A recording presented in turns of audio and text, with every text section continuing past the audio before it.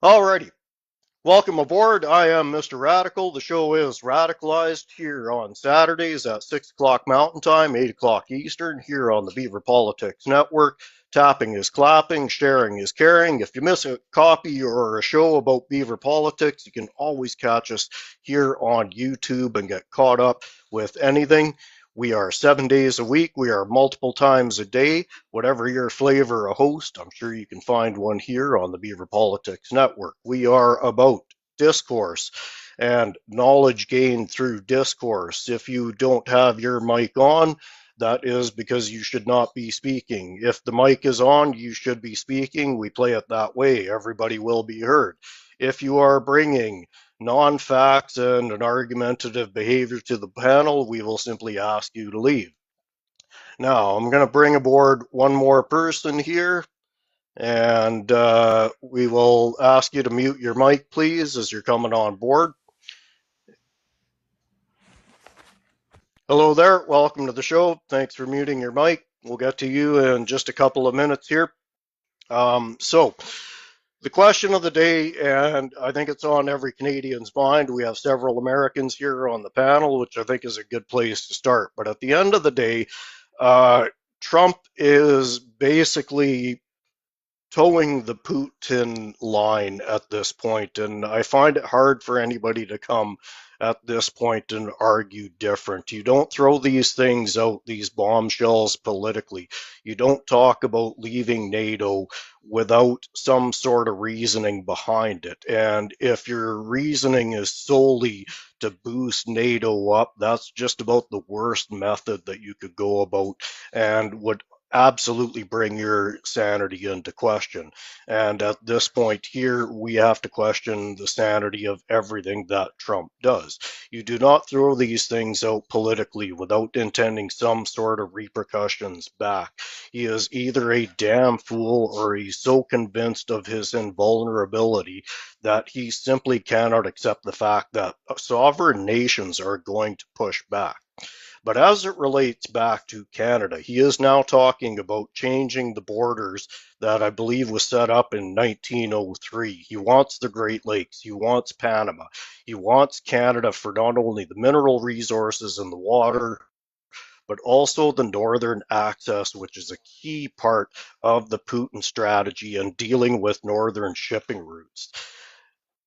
China is now threatening tariffs. I hope somebody can come on the panel and give me some evidence that that absolutely is the case. China is now threatening tariffs on Canada.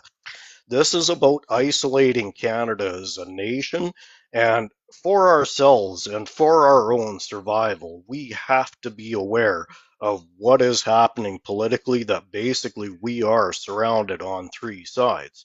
Now, I'm going to point this partly at the one fellow, Fast Eddie, in the panel here.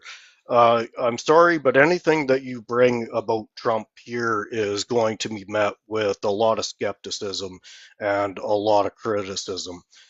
The man opens his mouth in the worst ways, and there is no political gain for him to go after nations that have been allied with America and successfully and beneficially been allied with America for the better part of 100 years or more. We have been in league with America. The European Union has been in league with America. But isn't it interesting that those are the places that Trump is going after first? He did slap tariffs on China, but they are also the smallest tariffs that he put out there. He is threatening Panama with 100% tariffs. And I find it hard to believe that anybody can come in here when he is constantly on tape spewing this type of rhetoric and ask for proof of that type of rhetoric when it's literally there on TikTok, on the news channels every single day. This is an expansionist mindset, and that expansionist mindset was put there by Putler in Helsinki because I firmly believe that that conversation in Helsinki with Putler went a little bit like this. Tell you what, Trump, you're an amazing man. I'm an amazing man. We're going to have our little block of power over here. You're going to have your little block of power over there, the Central Americas and Canadas, and we're just going to help each other out and we're just going to stay out of each other's way. That was the pitch, and that's the exact kind of pitch that a mental midget like Trump would fall for. A vain, arrogant, low IQ, sociopathic narcissist. But it's the narcissism that gives him away, this constant need for power and direction. The first time in his presidency was simply a test run. What we are seeing is him now with the full tools and the full availability of the knowledge of how the government works to dismantle it, and that is exactly what he is doing. He's dismantling the American government, and he is trying to annex his northern and southern neighbors and create a political and military bloc here in North America that he and his family control. At the end of the day, it is simply about exalting his eternal grandness, the spray tan madman. Can We'll I throw it out. Uh, can we'll get to you in a minute, Kingston. I want to go right down the board here in order. So, Michael, we're going to go to you. What do you have to say about what I just said there? So I agree with most of the premise of what you said, Sir. Trump, if you look at his entire career, he's been nothing but a bully. He likes to strong arm people and just force them into submission. That is his entire tactic, and that is what he's trying to do with these tariffs as well. He goes after people on social media. He calls the Prime Minister of Canada governor at this point, just, like to mock at people. In terms of like the World Order Alliance, the reason why a lot of these other Western countries are so pissed because this World Order Alliance has been in place since World War II. I, at this point, do not say to guarantee Western security, but to maintain Western supremacy in terms of like the world order in counteracting like China and Russia and stuff like that. It has its benefits, but it also has its like drawbacks in terms of like the United States. For example, when we went to Iraq, we dragged a lot of NATO countries like with us as well. And as I'm pretty sure everybody here knows at this point, that was like the wrong decision. It was a war based on lies, and it hurt a lot of people as well. A lot of these expansionist policies, wars have led to a massive, massive refugee crisis, and Europe is bearing the brunt of that as well. So he looks at it as that way as well, saying this world order that has been in place since World War II hasn't had the benefit, in his opinion, to the American economic system as he had hoped.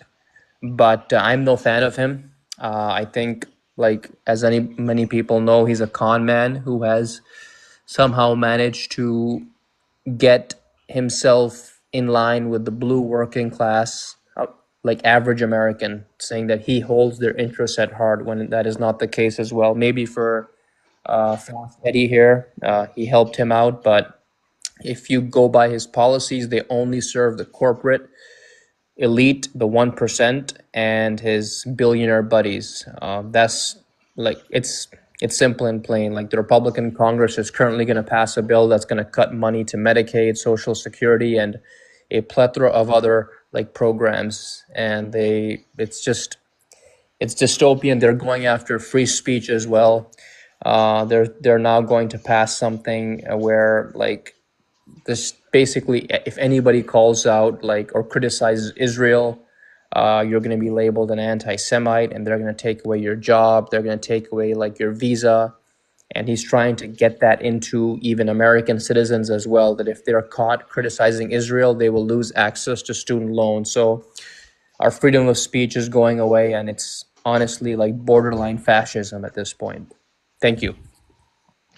Thank you. Fast Eddie, well, I'll get to you in just a second, but one thing I want to point out that a lot of people don't talk about is this is a man who has spent his entire life in litigation, court case after court case after court case after court case. So that should have spoke volumes, and it did to me. And the other thing that I want to point out is most places that, uh, you know, uh, I'll use them as an example and very purposely, but the enamor that Canadians had with a certain Wayne Gretzky that lasted up until recently. But for a long time, Gretzky could do no wrong, and we idolized him to the point of never being able to see what faults he actually had. So when you combine certain elements of what you see about how his pathway through life went, those should have been alarm signs right from the beginning. So, Fast Eddie, I'm sure you're dying to have something to say here about this. Um, that when you, I think that your biggest problem that you have with the U.S. is the tariffs, right? That's got to be what it is, right? Well, how is that not breaking a trust that Yeah, our well, two countries have not had for okay, a mutually beneficial trust for a long time now? so would you have a problem if we did a reciprocal tariff? And Why is it that Canada can charge us 250% on dairy and lumber, and we can't? Right? I mean, let me give it to you straight, right? And I'm talking about America here, right? yep, Canada absolutely has nothing that America needs. You have nothing. How much of your GDP is traded with America? Do you know? not right off the top of my Okay, head, but so it's a considerable portion. let me rescue for a second. It's 17% of your GDP. How much of the imports does Canada get from the U.S.? Okay, how does any It's of that matter? 2%. Here's the reason why. Right? Canada charges dairy products from the United States 250% tariff, and their Okay, lumber. Right? okay, Okay, so why is it that you guys flip a lid when Trump says, you know what, we're getting tired of getting ripped off. So what we're going okay. to do, and we're I'm just talking gonna, about a reciprocal. We're yeah, talking about reciprocal. Here's the deal, right? but So I want to ask you. let's do a reciprocal, right? No, hang on. I want to ask you a question about this. So you believe that the agreement that you are currently under is unfair with Canada? Is that correct? Canada Okay, charges okay. Canada charges Hang on. Who signed the current agreement with Canada? That would be Trump. it. So he, No. It went up under Biden. Bro, you got to listen to me. It went up under Biden, right? So what I'm telling you is that how much does Canada charge the United States for importing dairy products? Do you know? okay. Why is the fight considering? Okay, I'm going to ask you, because this is just basically a right wing talking point. You guys want to separate one industry for a particular reason. Canada decided to protect that industry because your industry does not meet our standards. Bro, there is nothing that Canada has that America needs. Nothing. Okay, answer the question. There is nothing that Why Canada would we has. allow inferior products into our country at lower 17%, prices? bro, listen to me. 70% of your GDP is imported Okay, in America. Fast Eddie, I'm going to meet you here because it's becoming apparent to me you're just here to cause trouble. Now, I'm going to mute you for a little while, and I want you to stay just muted for a little bit because you Well, let keep me going finish, back please. to, Let me finish, no, you please. keep going back to talking You points and won't let me avoiding the finish. question that I'm, You won't okay, let me finish. I'll let you finish. Go ahead. Thank you. Thank you. Canada charges more tariffs on the United States than the United States charges Canada. Why is that fair? Why, if it was unfair, did Trump Why sign is it, it? host? I'm asking you a simple question. Why is it fair for Canada Because in to charge certain more business, tariffs against the okay, United States than I'm it is for about the to United States? again, because it goes back to the same issue that you had with the dairy. We are not allowing businesses that are inferior to undercut our businesses. The same way that you guys also charge tariffs on different products because you want to protect those why are businesses. okay, host, let me ask you a question. Why are US banks not allowed to operate in Canada? That's nonsense. Citibank is a US run bank. It operates Okay, just okay, fine here. so Okay, what again? Freddie, no, I'm gonna mute you. And no, you're. This is just a bunch of nonsense that you're bringing up. You're bringing up just nonsense. You don't want to Um, answer my question. okay, Kingston, let's go to you. That's enough of that. It's all talking points with him. He's obviously a troll. So Kingston, let's go to you. Welcome aboard. Thank you. A couple of things I wanted to mention briefly. One is I take any threat that anybody makes against Canada seriously. I take it seriously. You could turn around and say, oh, I was joking, but I take it seriously. Number two, I want to make any Hey, statements. if you are not online, can you please shut your microphones off so Okay. everybody can be heard? Thank you very much. Secondly, I'm going to stand by my comment that after I saw how Trump treated Zelensky, bringing up Putin's points, I have two beliefs. One, Trump is evil, just evil. Second of all, I believe that he is a puppet of Putin. And the idea of he's a puppet of Putin was not brought up by me, it was actually originally brought up by Hillary Clinton. And he brought all the points, talking points of Putin to Zelensky, all of them, as if he Yep. was speaking for Putin. So to me, I have no respect for this man. I'm sorry, I don't. I don't have any respect for the fascism, dictatorship he's creating in US.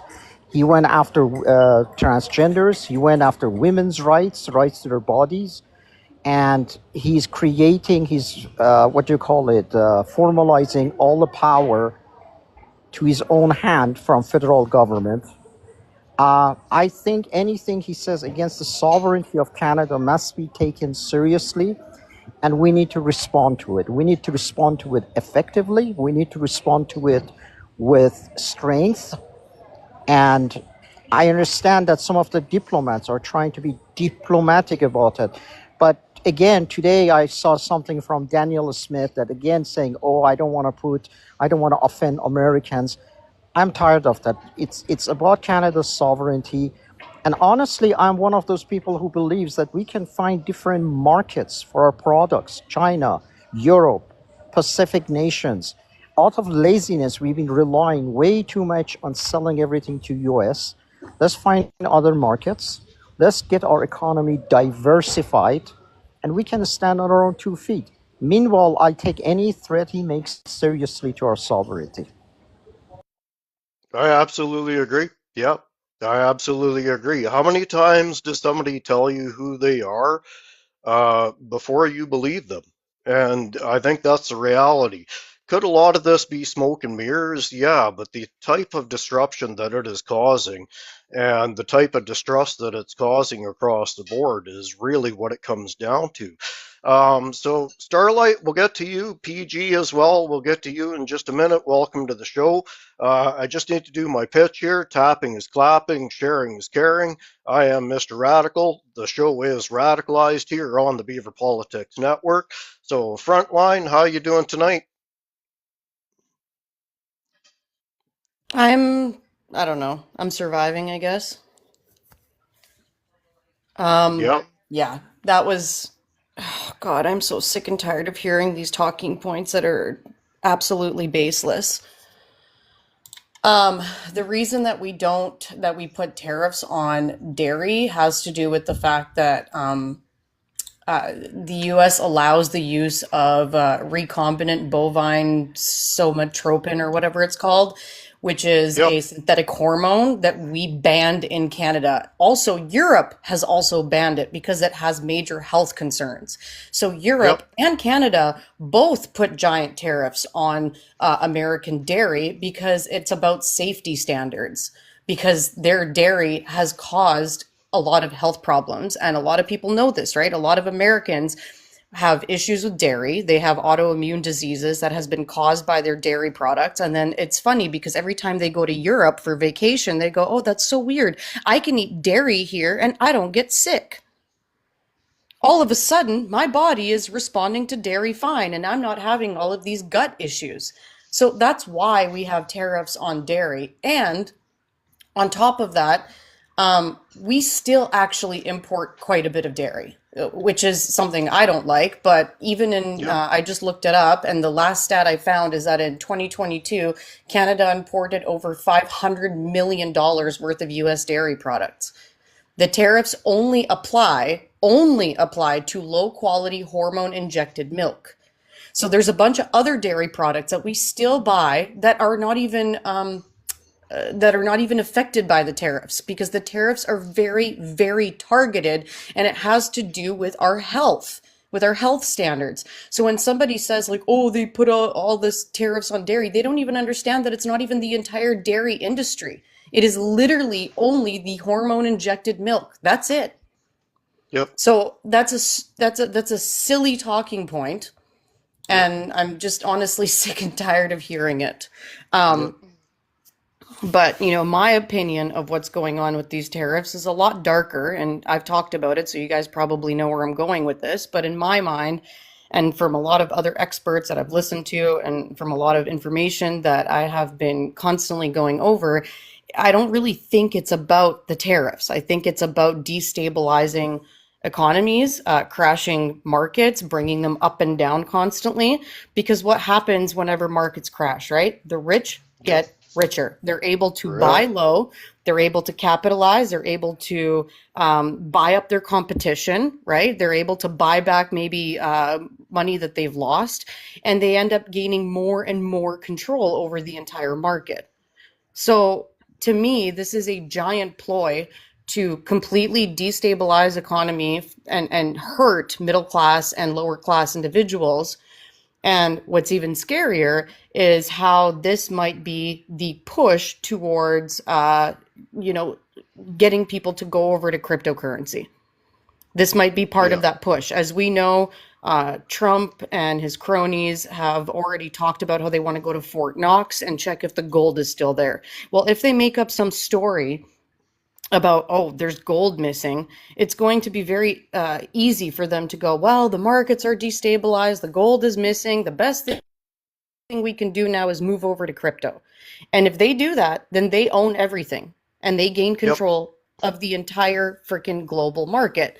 So Yep. to me, a lot of people are like laughing about it and saying, "Ha ha ha, look at Trump, he's backing down, blah blah blah." No, he's doing it on purpose.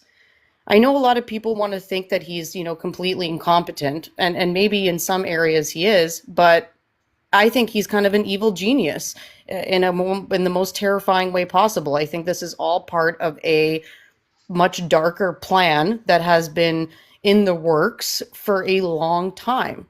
And that's why you have Silicon Valley right now backing Trump, right? This is not just his plan. He's got all of the Silicon Valley tech oligarchs that are backing this, and they've been pushing for crypto for an extremely long time. And you see the right wing world leaders that are aligning with Trump also backing cryptocurrency. Yep. So this whole thing with tariffs to me is just a giant insider trading scam for the rich to own even more, and for them to be able to say in a couple of months from now or maybe a year from now that things are so bad and the markets are so destabilized, and he's going to blame it on everybody else, and then he's going to be the hero that comes up with the solution of using crypto and moving us onto cryptocurrency to quote unquote stabilize the markets again. that's Yep. that's my take on it. Yep. Doesn't sound far off. So, Starlight, we'll get to you. PG next, and then Scott Muck, we'll get to you. Starlight, can you tell us your age and whereabouts you're from? Hi, I'm 22 and I'm in Ontario. Excellent. So, you've been listening for a while. What do you think? I just honestly, every day I wake up and the first thing I hear is Trump did this, and just sigh because, man, it's a lot. I feel like I've aged in the time. Like, honestly, ever since I've graduated high school with COVID and now this, it's just like, man. But I agree with everything Frontline said. Like, basically, we're heading down a very scary direction, and it will be very bad for Canada if we end up voting Pierre in as prime minister. Like, that's exactly what Trump would want, because Pierre has definitely mentioned cryptocurrency, I think, from what I've been hearing. And he'd be definitely the one to help, Trump's flank, like, make it easier for Trump to, like, you know, take control over Canada if he wanted to, because he's definitely in cahoots with Trump, I believe. I don't trust a guy like Pierre, and it's very scary to see a lot of Canadians support him and what he represents, because like, if you look at America, you don't want to make the same mistakes that they've made, but you still see that, and it's really sad. So I'm just hoping, like, I'm guessing the elections are in May, or I'm hearing Somewhere rumors around that there, yeah. yeah, I'm just hoping people learn from America's mistakes and vote the right way. They vote Carney. He's definitely the answer to a lot of our problems right now. He's the only one that will probably guide us down the right path at this point. So, I don't know. I just really hope Canada makes the right choice, because it's really scary what's happening. Now, And all Starlight, can I those. ask you? Sorry, I want to ask you a question specifically. You're 22, and I find that my show has a lot of us old fogies like myself on it, but so we don't hear a lot of the younger people here on the show. Are you kind of the norm of your opinion in your age group, or are you a little bit of an outlier with your age group? I'd say with my age group, we're less invested in politics. Like, I don't really talk politics with my friends. So I'd say, yeah, maybe, because a lot of us don't vote. Like, I know none of my friends, they don't vote. I think I'm the only one that votes. So, yeah, I think maybe I might be an outlier. It's not so common to talk about politics in our age group. So, yeah, it's only like on these lives that I come onto that sometimes that I hear and talk about politics. And I think that's just the case in general. A lot of people don't vote, both in Ontario and Canada in general. So I think that's really sad. Um, but and I'd love to talk to my friends about politics, but they're just not interested. I can't really force them, can I? You know what? My daughter is a little bit older than you, and she kind of echoes the same thing that a lot of young people just don't want to be invested. I can't say that I probably felt much different when I was your age. The message that us old people, I saw some of the comments, that us old people want to get to you is that paying attention does make a difference. So initiate those conversations with your friends. I know it's painful to do sometimes, but the result is so important. So Starlight, I'm going to get back to you real shortly here. Okay. PG, welcome aboard. How you doing tonight? Can you give us an age and a Good. rough location?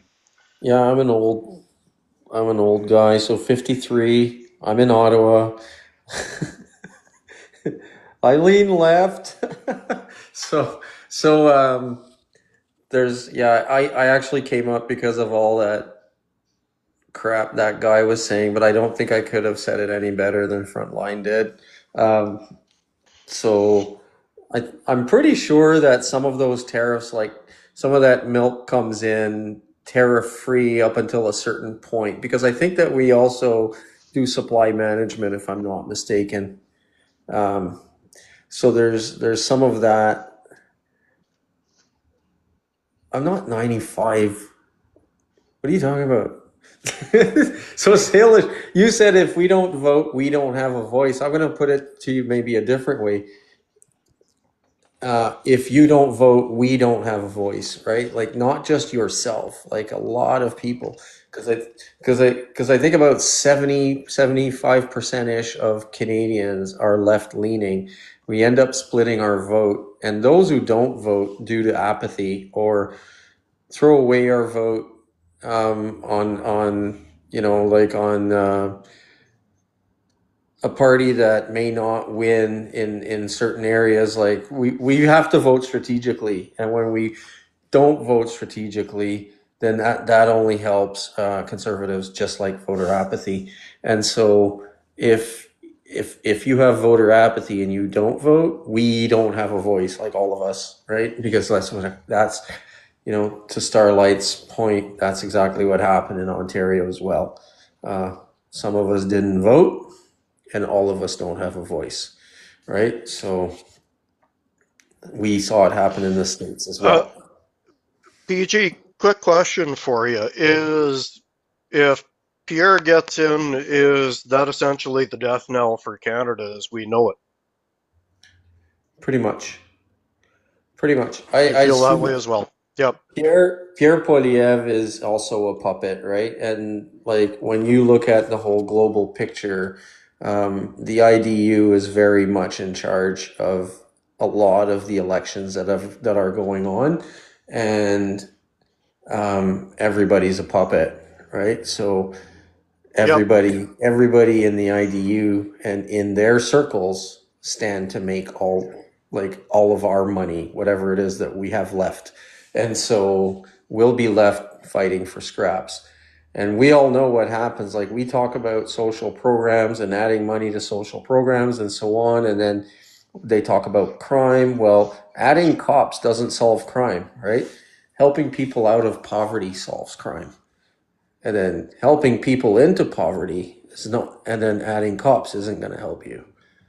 So Now, if I could forward you, we're getting a little off topic here, but if I could forward this, one of the things that I find that the police do for a lot of people is, it's always, what, we'll invest our money into this one area, and then that's going to solve all of our problems. But as we're realizing, that there's so much gray area in society that the police offer basically the end of the problem, solving of the problem. By the time it gets to calling the police, that problem has been there and existed for quite some time. Now, thanks, PG. I've got to get to Scott yeah. Muck here. Scott Muck, welcome to the show. Remember, guys, tapping is clapping, sharing is caring. Scott Muck, if you could give us your age, tell us roughly where you're from. Hi, I'm 65 in Manitoba, and I'm a veteran. Welcome, Scott. What do you have to say tonight? Well, listening to the individual there about saying they don't need us, if they don't have our resources, they don't exist. They need our potash. They need our oils. Like some of their refineries are designed to refine that heavy crude bitumen oil. The one in Minneapolis or Minnesota, they have one. So where are they going to get that from? That refinery would be down. And to retool that, that's not going to happen overnight. So these things where they start talking, they don't need us. We might need their economy to help do what we need to do, but they need our resources. And as for why they're doing this, well, they need a guarantee, like they were looking in Ukraine, a guarantee of resources. The tech guys, they need to have our rare earth minerals to build their batteries. They need our energy to run the plants, the AI plants. They're going to need our water. So they're using this, and for whatever reason, they're going to think that they're going to gain an advantage or take us over or whatever. They're dreaming. They Yep. have no clue what they're doing. Yep. The Canadians, I went shopping the other day, and I bought our whole shopping and had to buy one item that was from the States.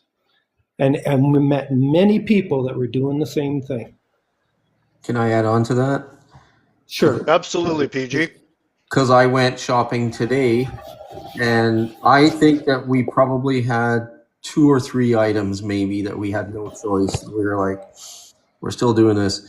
But I'm going to tell you, when we're shopping right now, everybody I noticed, almost everybody has their phones out, and we're all scanning the products to see where they're from, right? Yeah. So to say that they don't need us, it's looking more and more like we don't need them. We have a lot more going on here than they have. That, like, they import a lot more stuff from us and Mexico and other places that they can't do. Potash is a massive one.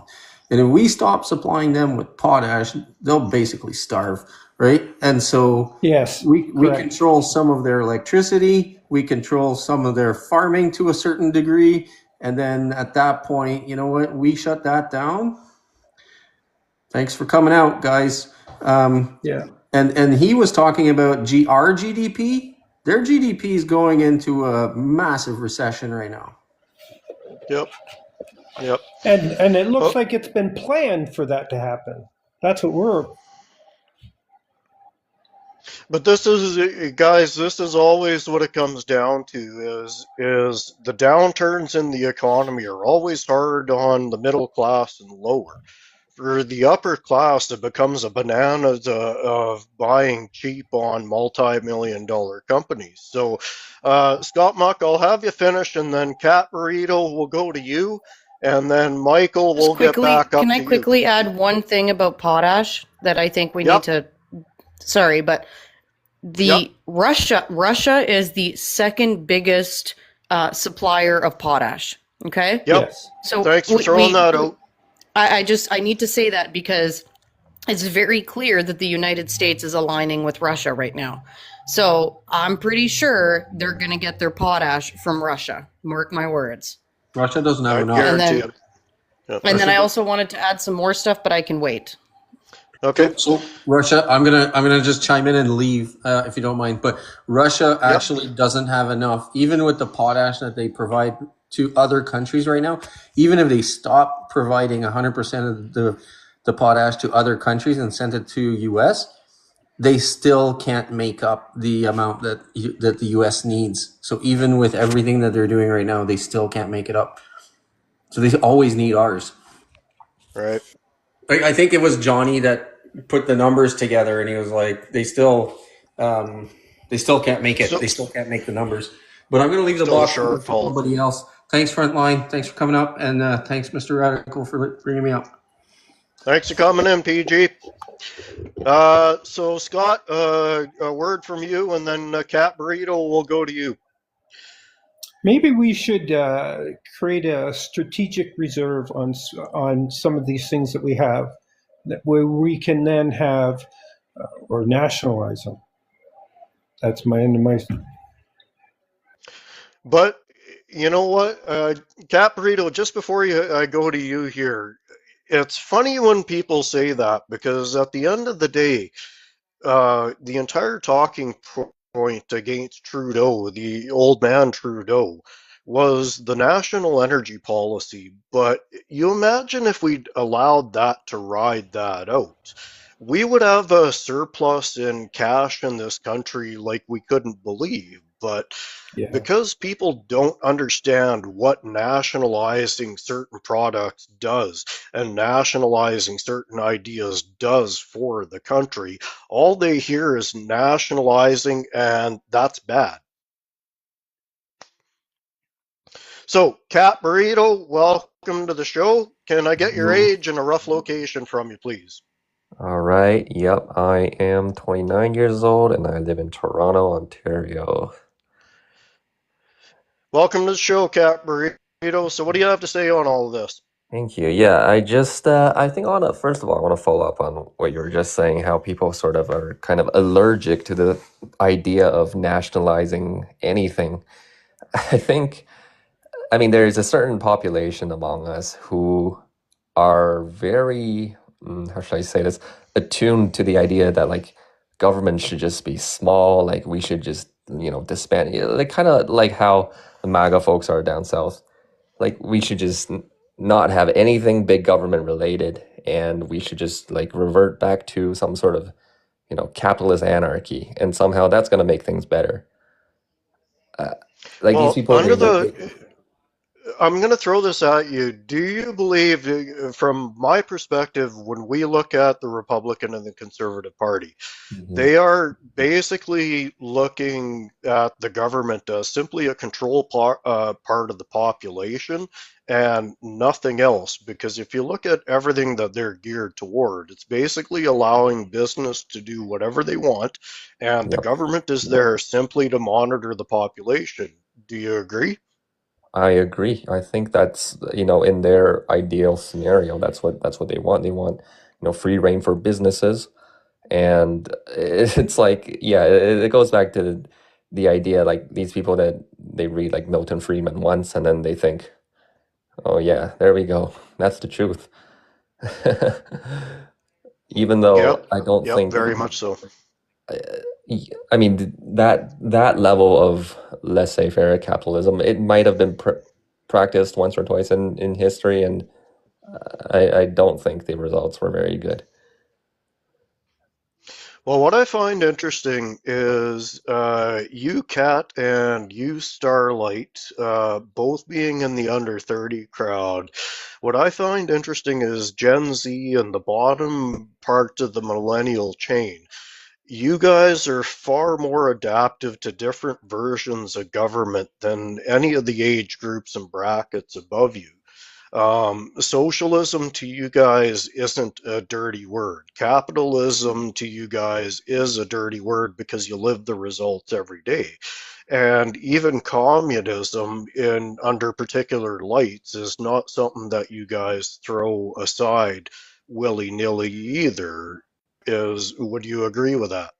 I think, yeah, in general, I would agree with that. Now, personally, like I would identify as some sort of as a centrist, right? I wouldn't say I'm strictly socialist or capitalist. I think like w- with most of life's complicated problems, the ideal solution is somewhere in between there. You got to find a balance, and it really depends on the situation, the times, the economic conditions, etc.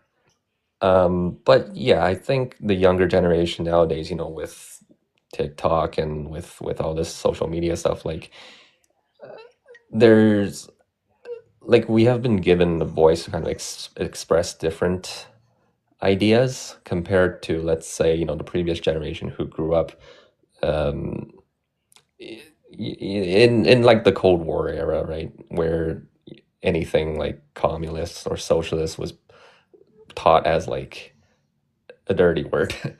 So Yep. that's probably the difference. Okay. Thanks very much, Kat. Michael, we'll go to you, and then Frontline you, and then Starlight, we'll get back to you. You'll have a bit of time to chew over Uh, this. uh, So, I Michael, think how right you doing now, there? pretty good. I think I'm the only American left on the panel. I want to ask a question from the Canadians here. How did you guys feel when Trudeau, about like, I think yesterday or 2 days ago, said that he's proud to call himself a Zionist? Uh, Propaganda from old footage. Again, what I find interesting is the timing of all of this. At the end of the day, the Russian, the North, I shouldn't say, the North American ties to Israel have been there, and they have been there for years.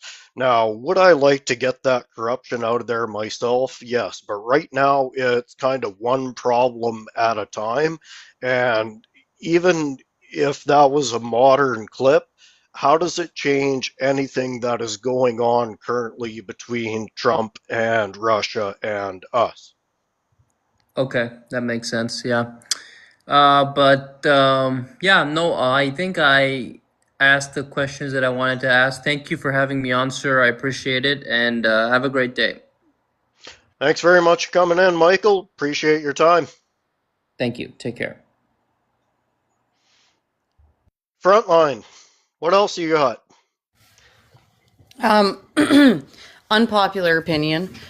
Just to answer what he just said, and it's a hard thing to talk about. It really is. Obviously, what's going on in Palestine is absolutely terrible. We know that. I don't think any of us are okay with what's happening, but I do think that it's been weaponized. Yeah. It has turned a lot of people to the other extreme, right? Where this is the thing, right? Is that history is incredibly complex. And until you fully understand the history of the region and you understand the geopolitical tensions, it is impossible to to create a path forward that isn't based in some sort of extremism, Yeah. right? And that's like, look at what happened in the United States, right? There was a lot of people that decided not to vote or to protest vote due to the Gaza situation. And I get it. I understand. Like they're looking at something that is absolutely horrifying and they don't want to stand for it. Yep. But you need to understand it on a deeper level to go, okay, well, we have these choices, and one of these choices is less evil. And with one of these choices, we can work towards a better future. We can work towards a solution.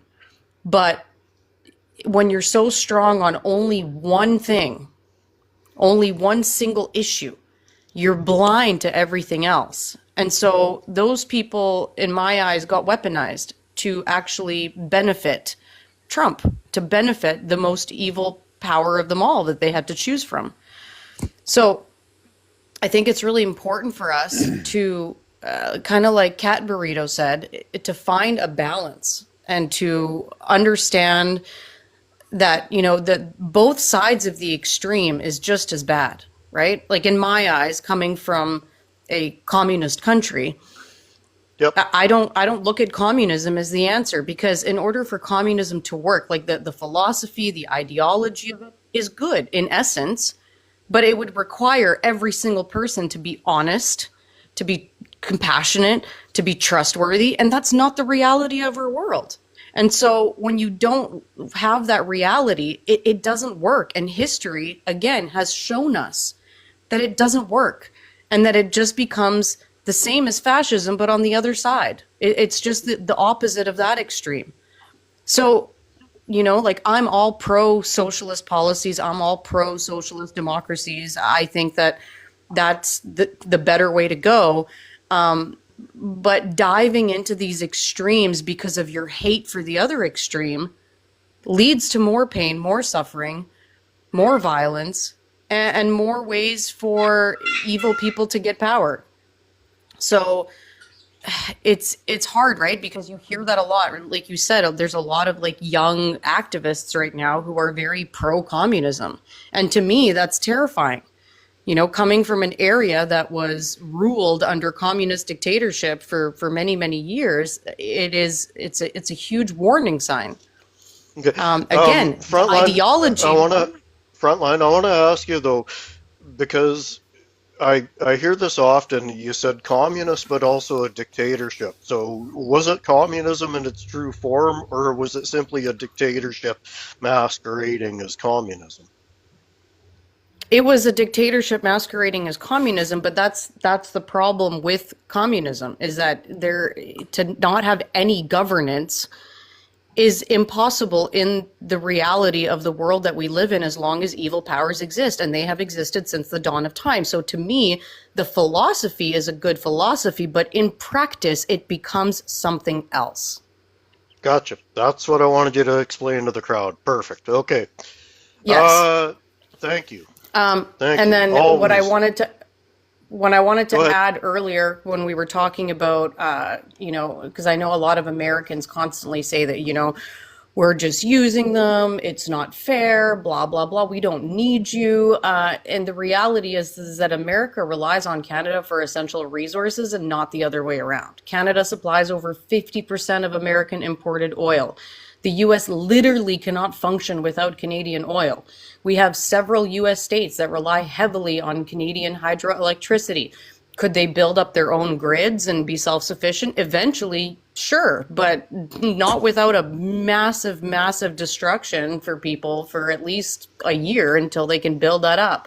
Lumber, right? The US construction industry relies heavily on Canadian wood for home building, right? If Canada cuts off Yep. these resources, the US economy would literally collapse in months. And that's not something that I'm making up. This is something that, you know, experts have said when they've looked at the numbers over and over and over again.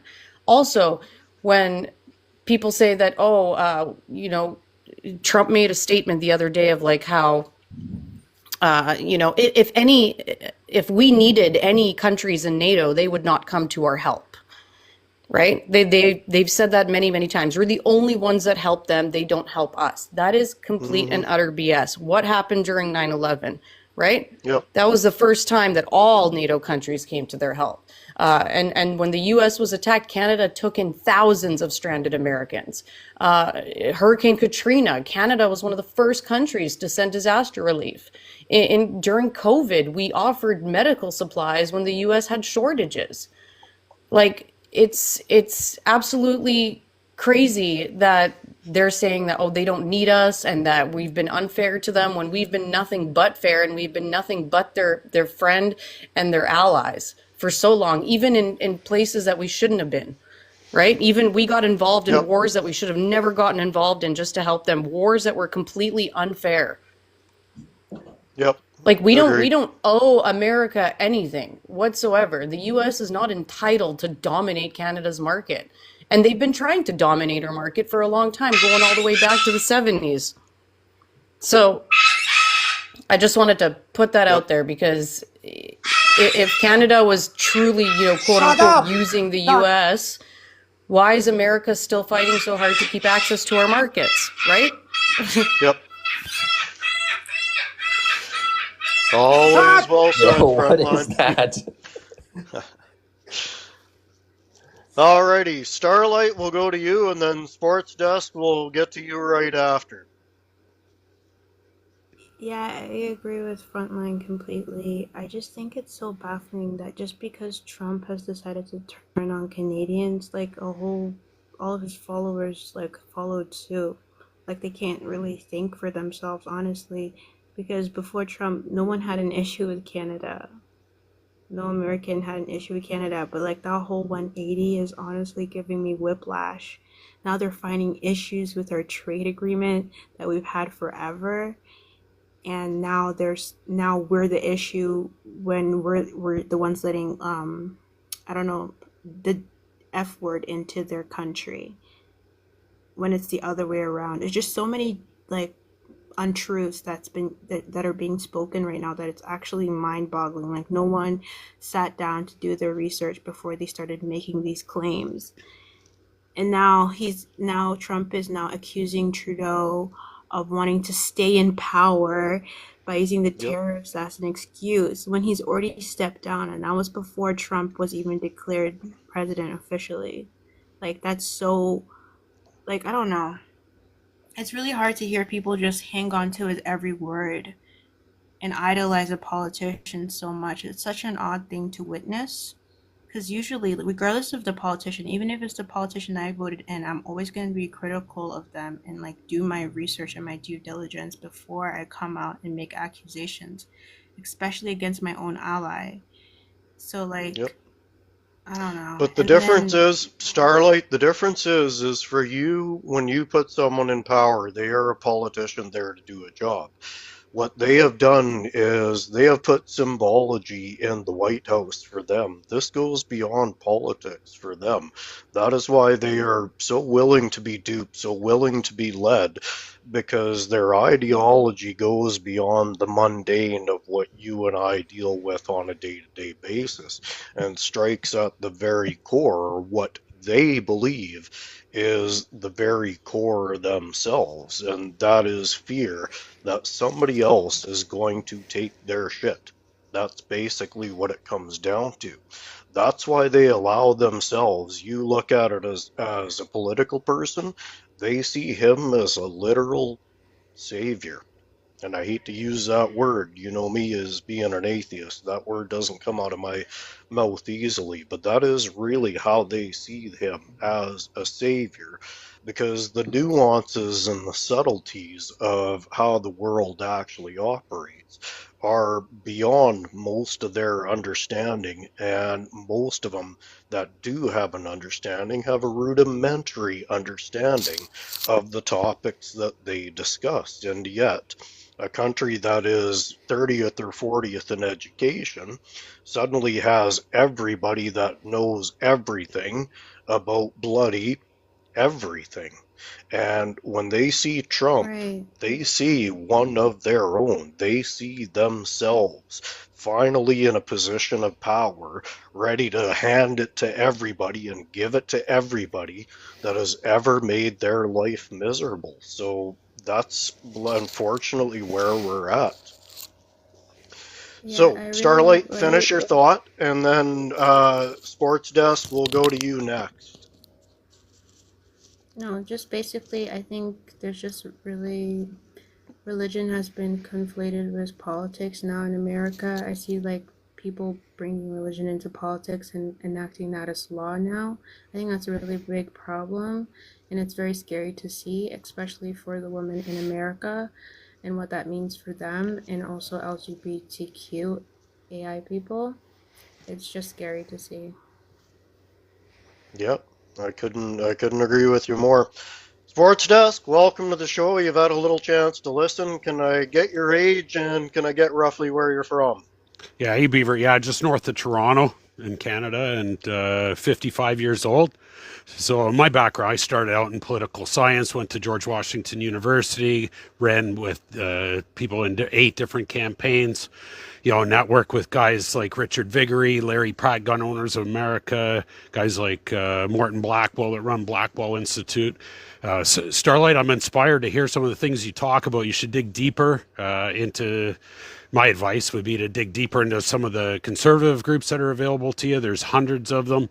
Look up some of the old boys' names, that can share some of the history, and then, develop your own opinions around that. You seem like you pretty rational, pretty well thought out, and you're doing a good job, in my opinion. Canada's problems are a lot deeper. Our problems go back, literally 100 years. We've had division here with the Quebec issues since Mulroney. I'm not saying Mulroney was a big problem, but the right wing conservatives aren't truly conservative when they went to progressive conservative. They were infiltrated by little c conservatives, communist regimes from around the world. That essentially when the fall of the Soviet Union took place, a lot of the communists came here after World War II. Big changes took place. So, lots of big things. The essence of capitalism falls in property rights. People don't understand that. Canadians get it confused. They've been duped by our media for the last 30 years for sure. So, lots of reasons to stay objective in it. I love the left-right, conversations. I think it also leads to a lot of the problems in that, we're divided. Most Canadians, most Americans want exactly the same things. They just want that safety and security kind of fundamental needs, and that's what's being threatened right now. Trump just plays on the naivety of Canadians, the division that we already have between Quebec, English and French in our country, Upper and Lower Canada goes back, literally since the founding, of our countries, and the distinctions there. As a patriot, I've for 30 years, I've seen the corruption just infiltrate from the voting systems that came in through Bell Canada, through Canada Post, through, electronic voting with Microsoft systems, global election systems. So this has been a 30-year kind of endeavor for me, opening voters coalitions, trying to remain objective, trying to look at the best in people. But the corruption, it's obvious and it's in our streets. Anybody that wants to say that the drugs aren't a problem, that our border with the immigration isn't a problem. These are big problems that Canadians are facing with, the balance. You mentioned balance, Starlight. I love that when, you're talking about balance. We need the balance. Frontline, I think you talked about balance as well. And the center, there is nobody, even close to center right now. The left wing and the conservative movement was infiltrated by Harper with the alliance. I made a post there in the thing when our last hope we had was Preston Manning. I think the last real leader that wasn't bought and paid for. The Chinese have been doing junkets with our municipal leaders, entire councils going to China for over 30 years. In my hometown, we had, before a tornado came through, we had Wendy Mesley with Undercurrents coming up to do a review. We had a Chinese flag flying over our cenotaph. If a tornado didn't come through on that Friday, she would have been here Saturday doing her reports and talking about 2/3 of our council being wined and dined in mainland China for 2 weeks on a junket, coming back with a hangover and listening to business. So anybody who suggests that we need to strengthen ties with some of the unelected countries, the China and those, we already have strong ties with all those. Those are part of the problem. The European Union, the WEF, the leaders that are being groomed and moved to Canada. We've had 10 years of that and evidence of that, and see where it's got us. That's my 2 cents. I just like to remain as objective as we can. Love the debate that you've got going on.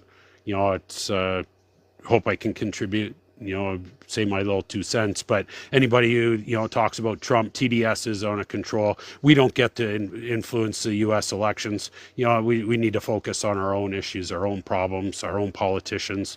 Understand that the corruption goes deep in all the parties. The Green Party, the NDP, they're all designed like a color revolution to divide and conquer. Until Canadians understand that that's the purpose, and we elect somebody with real values, real morals that are shared, we're not going to get it. We're not going to get good leadership.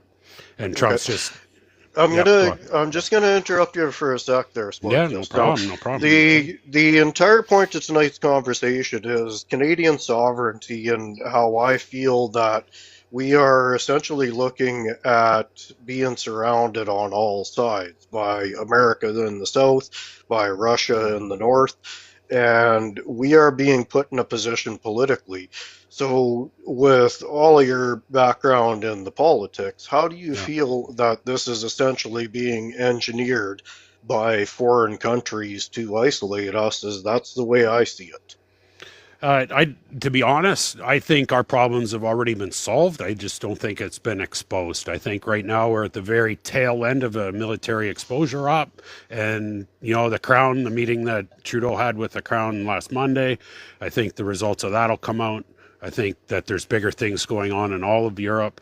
I think the alliance has already taken place as far as Canadian sovereignty. Our government's in pretty rough shape.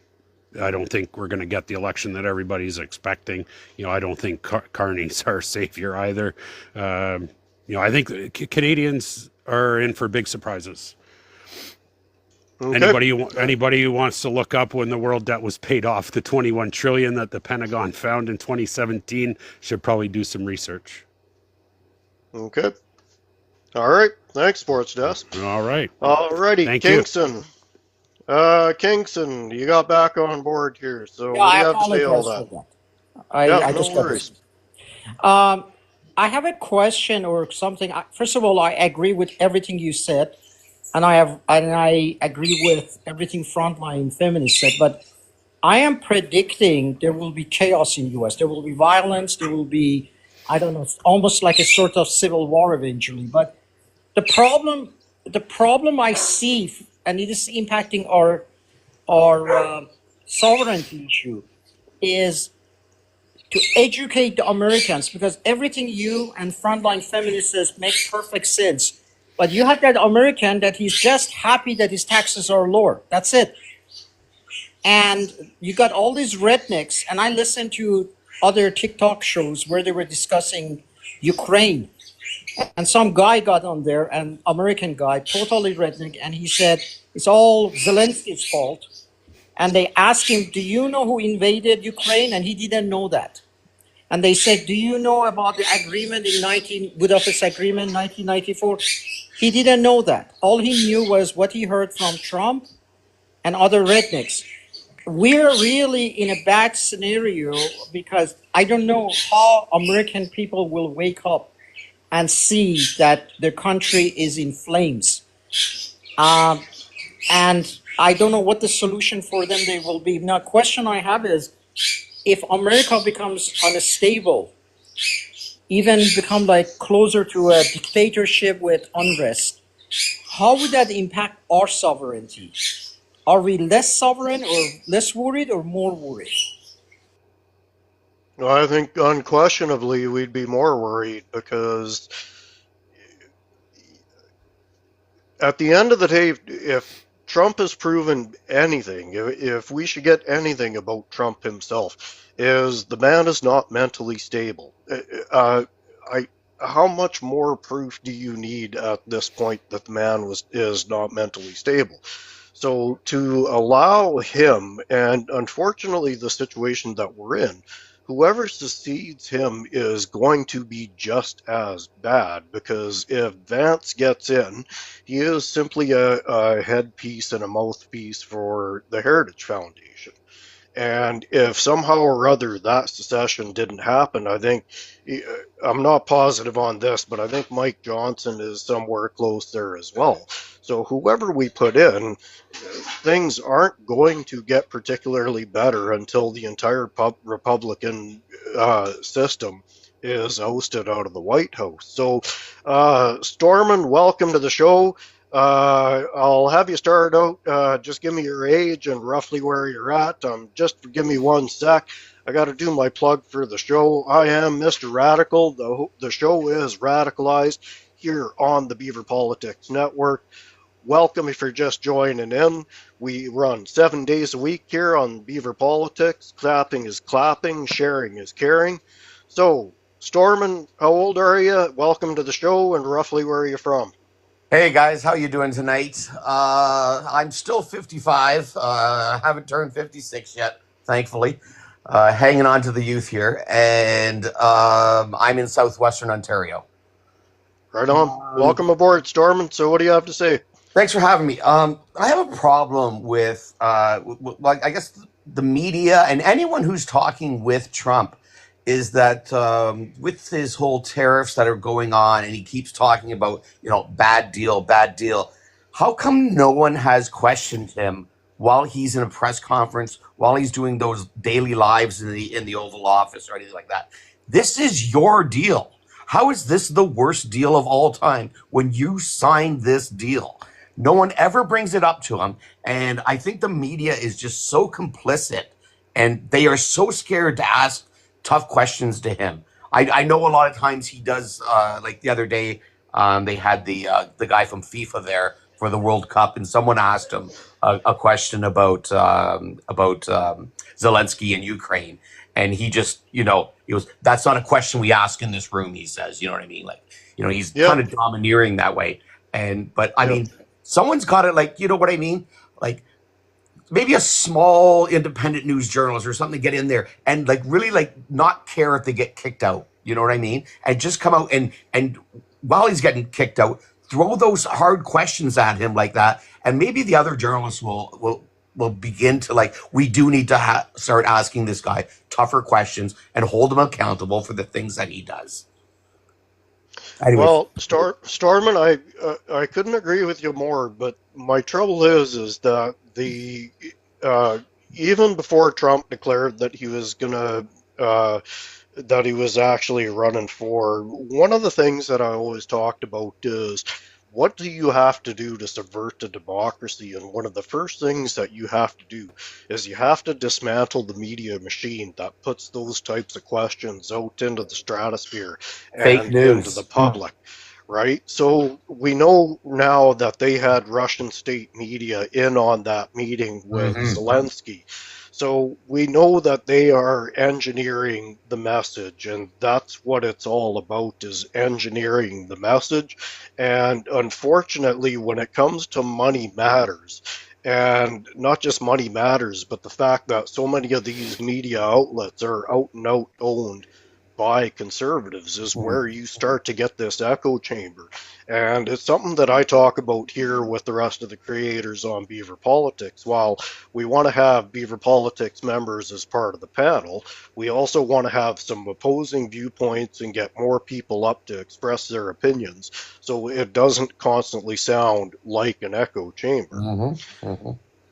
I agree with you 100% there. I just can't understand why there's not, like, even Trudeau, when he's talking in his press conference, when he's saying, Donald, listen, this is the deal you signed. How can you call it? Do you know what I mean? Like, it doesn't have to be the press. I know, but I kind of framed the statement that way. But anyone can say that to him. You know, if there's a media presence, it doesn't need to be the actual media itself. It can be a world leader. It can be just an opinion piece, right? But I think they got to get the message out there more that this is a guy who all he wants to do is mess shit up. He's not. This is not. This is not good for Canadians or Americans. This trade war, and all it does is weaken our relationship. Probably the greatest relationship well, maybe except for the UK, the greatest relationship we've ever had with another country, right? And he single-handedly tore it down in 6 weeks. Yep. So, anyways, that's all I wanted to say tonight, guys. I really enjoy all the content on here. Some of my favorite content creators are live right here with you guys tonight. So, peace out. Thanks a lot. Thanks for coming in, Stormin. Appreciate it. Kat, we're going to go to you, and then Frontline will get to you after.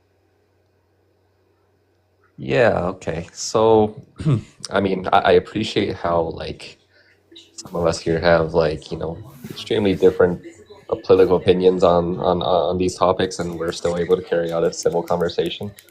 But okay, aside from that, I think I want to bring up the topic on, you know, right now we're seeing this wave of Canadian patriotism in reaction to Donald Trump's antics, which is great. You know, we're getting this Buy Canadian movement. We're having a lot of political unity to, you know, do the things that we ought to have done maybe decades ago, like removing provincial trade barriers.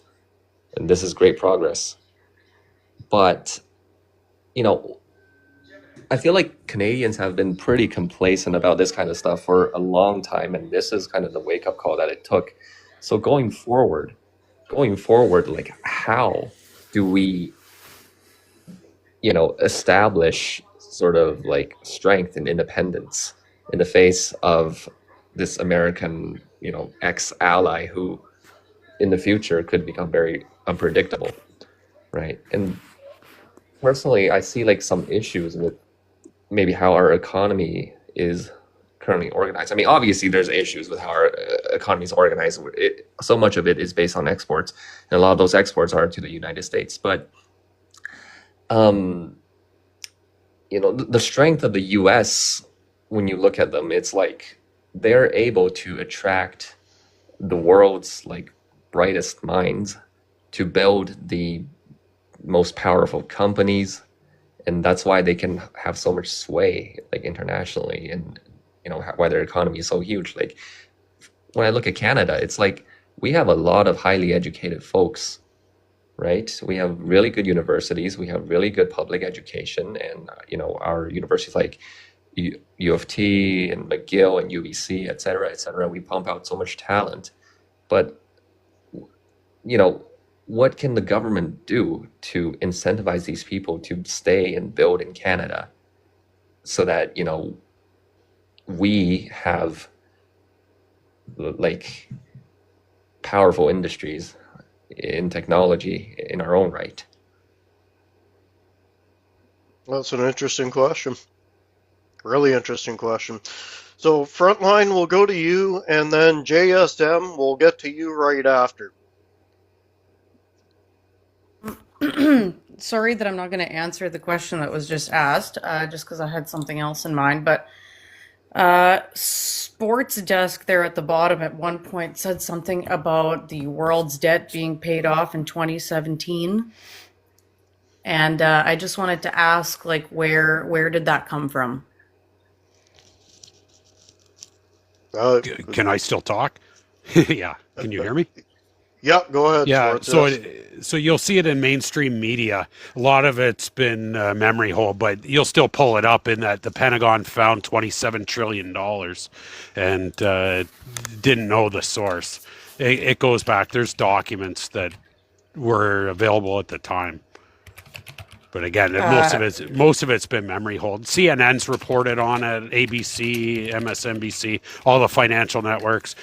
They've tried several times to audit the Pentagon, and anyway, to just find $27 trillion, and then with seizures since then on his little world tour, they confiscated another 430 trillion, and there's talks of close to $2 quadrillion that have been paid out up until this date. So. I'm just asking because everything that I've heard about that is part of the Great Reset conspiracy theory. And there has been no Yeah, there's no credible reset. It's basis. not there's no reset, right? What you're seeing today, I wouldn't consider a reset. No, It's I know, all but the been, specific claim about the world's debt being paid off in 2017 doesn't have any credible basis in reality. well, not with the It's been mainstream rooted in media. fringe conspiracy. Just I mean, just the fact is it exists and nobody can account for it. So trust your sources. I'll trust my military sources and go from there. You'll see if it's reality. what are your military sources? Are you part of the military? Emergency preparedness in Canada on ARMPAR. Okay, My and background the goes back military 35 years. I did my training on a and Red Arrow. the military has said that the world debt was paid off in 2017. No, the Pentagon had $27 trillion unaccounted for. So again, that's the way it was reported in the mainstream media. The receipts show that it went through the SWIFT program to pay off the world debt. And there's another after that, the confiscation of property. Oh, okay. JSM, can you turn your JSM, mic can you off? please mute yourself? And that's why the issues right now with Russia and the Russian assets after the Soviet Union fell.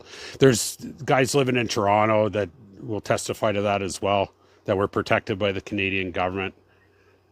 I met the guy one time over 20 years ago. I forget his name now, but I could look it up, if it's an issue they wanted to learn more about. But this is old history stuff, right? This is almost 10 years ago now. I've seen that same claim being pushed by groups like QAnon.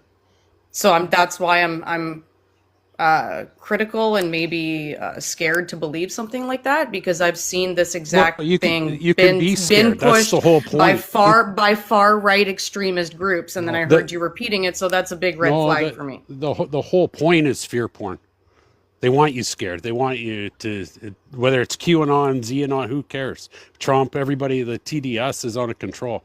The facts are going to come out about Monday's meeting between Trudeau and the King, right? You're going to find out the reality, and reality's going to set in on Canadians, pretty And hard. what's this reality?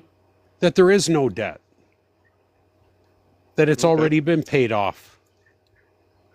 That we're all rich. Paid off to who though? Like to who we owe the debt to is China. China's been paid off and settled since 2017. Okay, again, I just I don't see any credible, China said to I don't this see any afternoon. credible sources, and I have seen this theory being Look pushed up your around by sources extremists. today. Look up your sources today in mainstream media that China is prepared to, go to war with the U.S. So see how accurate it is, right? What is China going to war with the U.S. They declared it today. They're prepared. They're prepared to go to war with the U.S. if there's any threat to China. Right now, Trump isn't threatening China. He is with tariffs, but not militarily. I mean, any nation can say that they're ready to go to it was war a big if they deal feel at 2 threatened o'clock. by another nation. Yeah. So how does that lead into this debt being paid off in 2017? I just don't. It doesn't connect. Who owns the debt? Look up who our taxes are paid to. Look up the head office for Revenue Canada, CRA, and the facts are the facts. You can look it up in public websites. Where are your taxes You can't be paid? suggesting that we owe debts to, like, our national debt is owed to China, right? Not anymore. Don't say that. Okay. Well, who is our debt to? It's to China. Thanks. That's who funds most of our Canadian debt. Okay, Not guys, how our monetary okay. system works. All right. Hang on, I'm shutting everybody down here. Alrighty. This has now gotten completely off topic. Sports desk, thanks for bringing that up, but we're gonna move back to what the original talk was, and that is Canadian sovereignty and what I'm seeing as a multi-pronged attack on Canadian sovereignty here. So, Paul, welcome to the show. We'll have you. Can I get your age and rough location for you? Good afternoon. Good afternoon. My name's Paul. I'm 37 years old. I'm an agronomic specialist, which means I specifically tend to agriculture and agricultural needs. I'm located in Ontario. I can speak specifically on sovereignty within Canada and how these new tariffs are being implemented and how maybe perhaps we are not in as bad as a position as people think we are. Okay. Fill us in then. Go ahead. So, for instance, agriculture in this is going to be a weird. I'm going to take you through a couple of steps here. So everybody's looking at these tariffs as if they are a bad thing, but if you're a Canadian and a Canadian home-run business, we are actually all doubling down right now, trying to upgrade or do good business within Canada. So, for instance, I'm in agriculture. I have now doubled um, basically my order for temporary foreign workers. I have done nothing but because Canadians are going to start to buy Canadian again. They don't realize, the Americans don't realize this, but what they've done is they have created a culture back in Canada that hasn't existed since the 40s. Canadians are going to start to do Canadian things again. And it's not like America. America heavily relies, so their tariffs are going to be more implemental on them than what they are on us. Because Canadians actually do have infrastructure to support us. We export more energy than we import. We do X more than Y. Like, the people don't realize how self-sustained Canadians actually are, and that infrastructure has existed for over 2 decades now. Right. So you're saying that even with the implementation of tariffs, that it's not really going to phase us that much? Is that the If implication? it's not if it's going to phase us. It's we are going to have this little current like learning curve where our quality of not quality of life, but our acceptance of what we get kind of has to shift. So, for instance, we're now no longer going to get Samsung TVs because they come from Japan. We're now going to get Chinese TV. Like, we have the infrastructure, we have ports, we have everything. There's everything in Canada that exists to sustain ourselves. Most of our agriculture exports go to the States in terms of like wheat and grain. Now, if you look at it, in Europe, who was the biggest wheat and grain provider? It was Ukraine. They no longer have that infrastructure available. So our exports, like, we are actually so, like, in terms of, from my perspective, everybody in the agricultural sector right now is doubling down and saying, this isn't just a bumper crop. This is going to be a good year. Because, like, there is nothing that says that we shouldn't do that.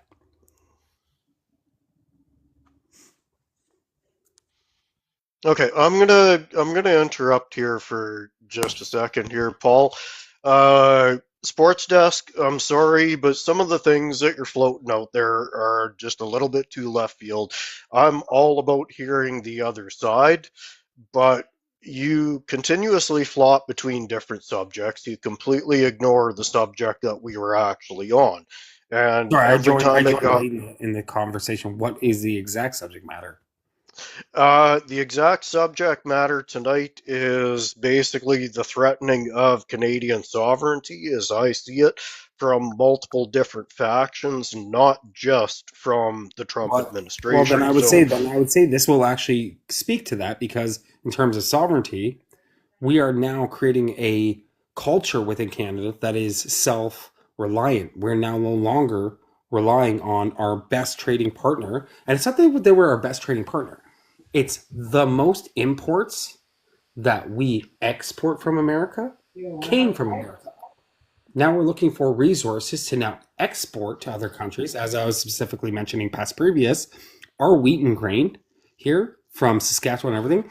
Ukraine is now no longer a major export in Europe because of their, let's call them difficulties. So now Yeah, so our sovereignty is not just based on what we relied on, but rather on a global economic trade scale. So in Europe, Germany, they have a ton of people that they need. They have these luxurious cafes that they need to provide premium wheat for. Guess what? We have that. Ukraine used to actually provide that. Like, we are now becoming a sovereign nation based on the fact that our trade value was devalued for many years. It's not as right. if it's not as if we're sitting here going our sovereignty is being threatened. It's just being now understood that our sovereignty is more so been devalued over the years rather than evaluated or valued at the very fact that we are a very prosperous, widespread economic resource that the nations of the world would want to tap into. America has been exploiting that for years. Our sovereignty isn't based on the fact that we are related to them, but rather therefore more so in the long run, we are more economically viable to be a major prosperous trade partner for the world rather than a single source to our south. Interesting. Nicely said, Paul. Thank you very much. JSM, we'll go to you and then Treaty 6. Hey, welcome, girl. All right. JSM, are you there? Yes, I am. Can you hear me? Yeah, hi there. Can I get your age and can I get a rough location for you? 63 Pennsylvania, USA. Sorry, Oh, guys. welcome from Pennsylvania, JSM. You've been listening in. What do you have to say? I voted blue, just to let you know. Not a boy. Yeah, well, what Paul was saying is good, but it's not all roses, or how he says it, I think. Because Ukraine didn't really ship a lot of their grain to the Europe, but mostly it was going to Africa. So Europeans are they're okay with grain, even if, Ukraine doesn't, export, well, I mean, they had some, but it's not like a lot of their major exports were more for Africa. But there is openings there, I guess, for Canada. And Canada being part of NATO is going to help, I think, allowing them to get their feet into Europe. When it comes to, I also was overhearing where people were talking about we that the debt will be wiped out. The only way we wipe out debt is if you decide you don't want to pay the banks that debt, and the bank is China. Well, China holds about 800 billion of U.S. Bonds. That's how debt is made. It's through bonds, right? We all know that. Yeah. And 800 billion belongs to China. Now, can we just say we're not going to pay you that money? I guess we could do that, but the problem by doing that is the country loses a lot of credibility. You get these loans because you can you have the word that you're going to pay it back.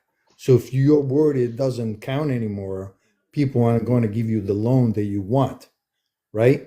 So that thing where loans are going to be wiped out, you know, arbitrary. I don't think that's going to have happen unless a country decides we're not going to pay you, the money that we owe you, and then how are they going to get money later on, right?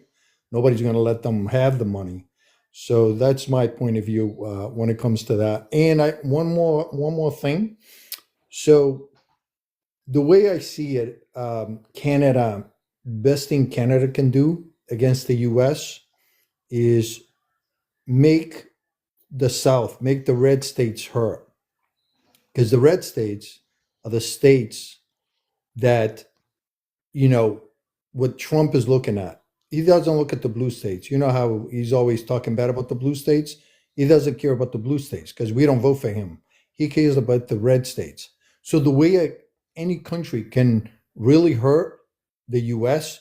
is go after the red states. Like you guys are pulling all the whiskey from Kentucky and all that. That's the red state. Yep. That's the state that Trump is looking at. And that's the best thing you can do, is to be able to say, we're not going to do this, and this is how we're going to get back to them. Like Canada doing tariffs, my opinion, and maybe can somebody convince me of that, is you're hurting no one but Canadians, because you're putting a tariff, and a tariff is a tax on the product that comes into your country. So why would you do that? And what the best Yep. way they can do it is say, hey, we're going to boycott the products from a red state, and that's hitting them in the pocket without hitting our people in the pocket. So I can speak That's my opinion. I can speak on the Yes, sir. fact of debt. So you gave this number about there's $800 billion in debt. You have to understand where the concept of debt comes from. Debt isn't just like China owns debt and bonds and everything. What happens is companies buy, so major companies, I'm talking like your mom and pop shops, they buy product from China. So say like an aluminum eaves trough company, they're buying mass amounts of aluminum. It's not like they're buying it cash sale. They're buying it on credit. So all these industries, steel, aluminum, alloy. So all this $800 billion in debt isn't just necessarily debt where it is bonds and trades that are specific to the national debt. Like it's not like they just own it. There are companies within America that own or have debt based on fair trade and services, which existed I'm past talking about previous national tariffs. debt, though, Paul.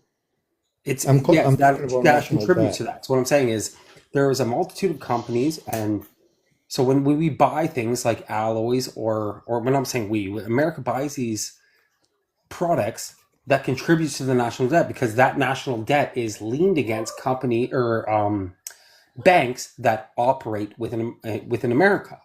So it's not as if they're not benefiting from it. That debt isn't just regular debt. It's not just like I took out a loan and I just didn't decide to repay it.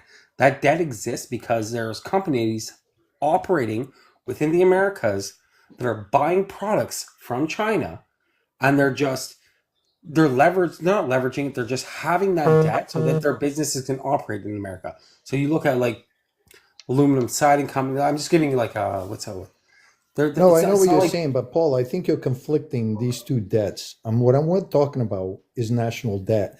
Your country has that a is national national. debt. National is national based on the fact No, that there's national is companies the operating country overseas. is so And that national goes, is people buying. So how you get debt is when the country needs money, like your country or my country needs money, they go and sell bonds, right? You sell the bonds. You're saying, hey, Americans, buy my bond, and I'll give you 5%, whatever it is, of interest on that money. yeah. So let And me explain because this. we So want, bonds listen, exist so we can because pay that Okay, hey, in order. gents, gentlemen, I'm gonna cut this conversation off because we're definitely sliding off a topic here. So I'd like to bring the conversation back to the actual topic of conversation here is this implied threat from JSM. Now you're from Pennsylvania. Uh, how do you feel about Trump being in a position of power where he's basically attacking all of his long-term allies that we've had both financially and in wartime for just about 100 years? Coming from Pennsylvania, now obviously you're a Democratic voter, but what do you see around you that makes people think that this is okay and the ability not only to be okay but to justify it? So people live in echo chambers, as you well know, and living Yep, in echo chambers gives you a perspective of that chamber. In you, you know how somebody tells you, "Hey, if you do this, you're going to be like this or whatever." They basically, it's called brainwashing or conditioned. The word is yep, conditioned because I don't want to say yep. brainwash because brainwash is like you can't think of anything else about whatever they tell you. They're conditioned to believe in certain things, and you can't tell them. Because I have people that I work with, and when sometimes we have conversation, we don't talk much because it gets a little bit loud, and I decided that's not good to do that, at work and all that. But I've had conversations with people, and it gets to be it doesn't matter what I tell them and what things that I tell them that I think it's true. If you read it, or I can show them, um, you know, uh, the proof. They don't believe it. It doesn't matter. They believe Yep. what their echo chamber says, and that's it. They don't believe anything else. Yep. So my opinion of all this, we can discuss all this. The only way they're going to believe it is to feel it. And what Canadians are doing is fantastic. When I'm on another live with another Canadian, um, and what you showing me pictures of what's happening around stores in Canada, and what they're doing Yep. is the best way to do it. You can't Yep. fight people that have these beliefs. You just can't. You can show them information, and they're just going to say they believe in that fake news thing that they developed. It's fake news. You can tell them whatever you want. It's always fake news. But then when they believe it, it's not fake news, right? That's how it Yep. is. And we can And the we can, the only you hit their pocket. You hit their yep. pocket, and that's the only way to do it. And the way the Canadians doing is beautiful. I love it. You can't get any better than that. You can do whatever you want. You can put tariffs. I believe Canada should just drop all the tariffs, because the tariffs just hurt you guys, and just do what you do, like red states. We're not going to buy this. Whatever we deal with a red state, we're going to just block it. And that's the best way to do it, because that gets right back to Trump. And it's as soon as his popularity goes down, you got him.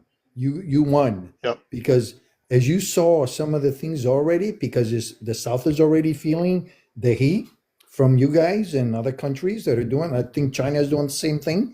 They're hitting the southern states, and he's already feeling, as you saw, he reversed some of the tariffs that he put. He reversed it, right? But I believe you guys said we're going to stay with them until you totally remove them. And me, I personally think that's wrong, because it hurts your pockets. But I like that idea, and this is how it is in PA. He didn't win this state by much. He only won it by 31,000 votes. So we're very, very close, teetering in the edge there of going blue. You know what I mean? Absolutely. And we watch that race closely up here. But I just want to say that that is essentially conservatism in a nutshell. Uh, for your typical leftist leaning person, we understand that doing good things for other people usually is going to come back in some way, shape, or form back to us. If we send positive out, we should get positive back. We're all smart enough to know that's not always the case, but for the most part. But one of the things that I found interesting listening to a lot of people coming out of the South, particularly the South and the farmers, is they were okay with it happening until it happened to them. And then all of a sudden, it's a complete and utter game changer, uh, because their empathy and their sympathy and that bubble of what I care about doesn't extend much beyond their family unit. So until the problems actually encroach into that family unit, the typical conservative just doesn't care. It's like I said, it's why the church has gotten along for so long that people can just toss their money in the collection plate, and then the church tells them we're going to do so much good with this money, and then they ship it off to the Vatican, and the Vatican sits on their trillions of dollars worth of real estate and the billions of dollars in their bank account. But the typical religious person walks away going, I've really done something for society throwing that 20 bucks in the collection plate this week, and they get to walk away feeling grand about life and like they've really done something. For most of us on the left, that we understand that money isn't going anywhere except to line big religions' pockets. And there's a lot more subtlety to the world that we live in than simply tossing 20 bucks in a collection plate every week. So, Treaty, hey girl, we'll hear from you, and then we'll go to Kingston, and then we'll go to Frontline. Awesome. Thank you. Nice to see you, my friend. Hey, Treaty, how you doing? Pretty good. Been crazy busy, so I've missed a lot of lives this week, but happy I could join for this one. I've got a comment for Paul, and then I'll give my perspective on the sovereignty I'm conversation. willing to answer if it's like a question answer period or just. It's just a comment, something to consider, and we can maybe chat about because it's a little bit off topic. But I like what you were saying about the agricultural potential for opportunity that could arise out of this. But I want to remind you, though, that climate change is a real thing too, and it is a threat to agriculture in Canada. So we can't put all our eggs in that basket, right? Like there's other threats to it that we have to be mindful of. Is all I wanted to add to that. But so, from an Indigenous perspective, when we think about sovereignty during these times, I really want to remind everybody that this part of Turtle Island that we call Canada is made up of 635 sovereign nations. That's 634 First Nations and Canada. And that makes it very different here. We have treaties that bind us to Britain, treaties that are between the British Crown and the First Nations of this land that will be protected that way through that crown and through that relationship. And it's Canada's job and obligation to uphold the honor of the crown and those treaties. So there's the levels of sovereignty within Canada that is recognized by Canada, both through treaty and constitutionality, that doesn't happen in the United States. And I don't know that Mr. Trump is so mindful of what he's getting into when it comes to Indigenous rights and Indigenous sovereignty on these lands.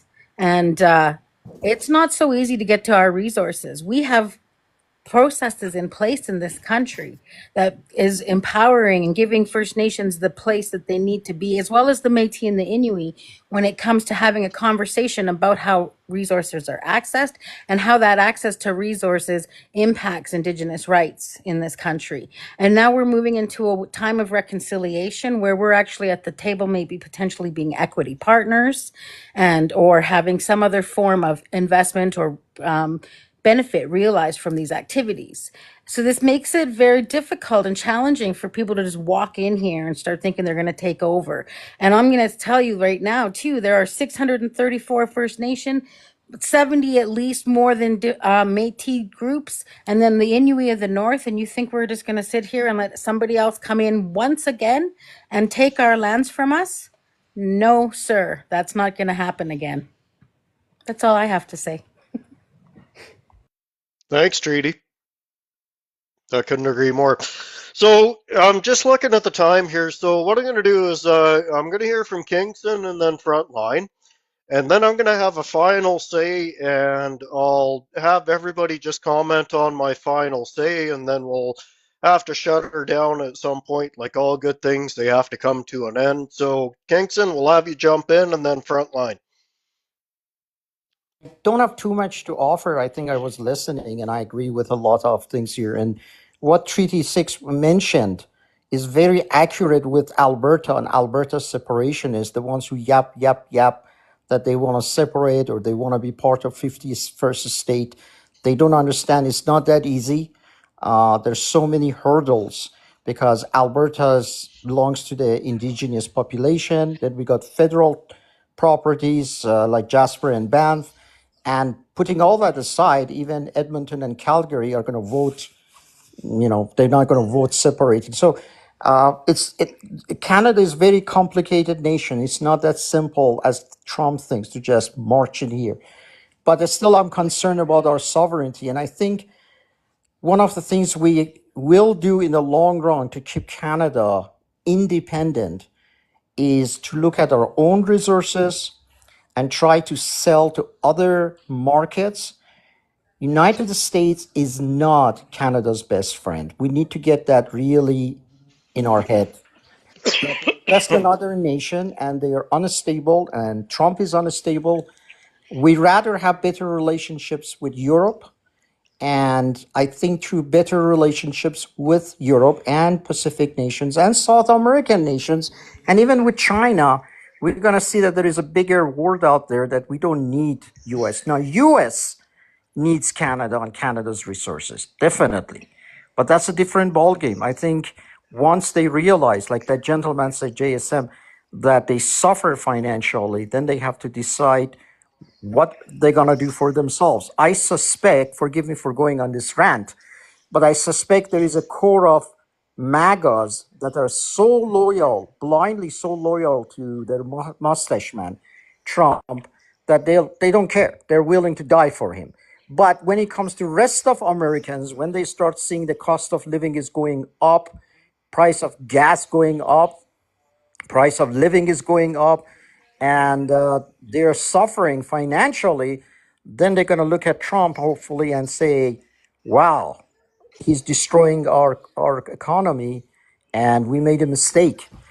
The problem is he's in power another 4 years. And I don't know what America's going to do the next 4 years. It's going to be a long, hard 4 years. I'm just curious to know what's going to happen because I expect more turmoil and unrest in U.S. That's what I would expect. Sorry, I went on a ramp. No, not at all. I don't expect that that's going to be any different than what you're saying. I fully expect that this is going to end up on the streets or some version of on the streets.